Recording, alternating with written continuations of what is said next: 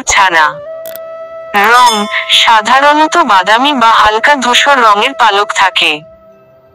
আকার ছোট, নরম এবং উড়তে পারে না বা খুব সামান্য উড়তে পারে। লেজ তখনও বড় লেজ গজায় না। ডাক হালকা শব্দ করে, বড় ময়ূরের মতো জোরে ডাকতে পারে না। খাবার ছোট পোকামাকড়, বীজ এবং দানাদার খাবার খায়। ময়ূর বড় ময়ূর রং পুরুষ ময়ূরের দেহে নীলচে সবুজ উজ্জ্বল রং ও ধাতব আভা দেখা যায়।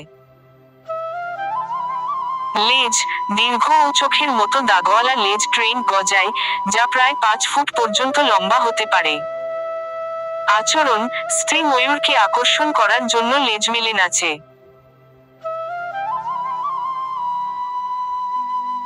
ডাক জোরে ও স্পষ্ট আওয়াজে ডাক দেয়। আকার শরীর বড় হয়, ওজন সাধারণত 4-6 কেজি পর্যন্ত হতে পারে। উড়ান ছোট দূরত্বে উড়তে পারে, কিন্তু দৌড়াতে অনেক ভালো। সংক্ষেপে বলা যায়, বাচ্চা ময়ূর থেকে বড় ময়ূর অনেক বেশি রঙিন, বড় আকারের ও আকর্ষণীয় হয়। ময়ূরের পালক খুবই আকর্ষণীয় ও মূল্যবান, কারণ এগুলো রঙিন, চকচকে আর নকশাযুক্ত। মানুষ ময়ূরের পালক বিভিন্ন কাজে ব্যবহার করে। নিচে কিছু প্রধান ব্যবহার দেওয়া হলো। আঙুল দিয়ে নিচের দিকে ইশারা করা।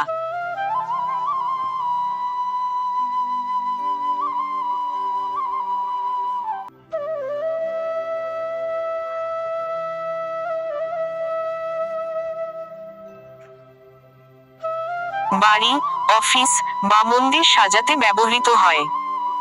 অনেক সময় ফুলদানি বা ফ্রেমে পালক সাজিয়ে রাখা হয়।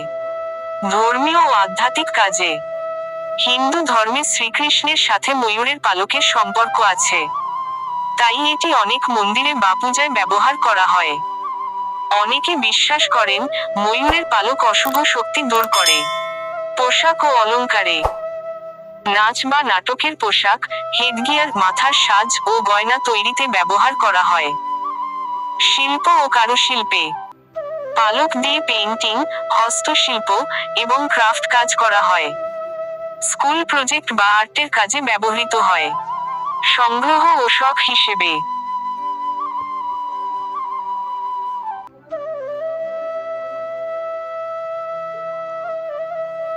অনেকে সুন্দর পালক সংগ্রহ করে রাখে, কারণ এগুলো দেখতে খুব মনোমুগ্ধকর।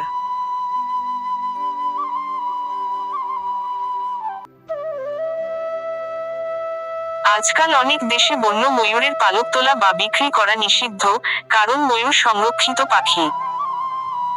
সাধারণত যেসব পালক স্বাভাবিকভাবে পড়ে যায়, কেবল সেগুলো সংগ্রহ করা যায়।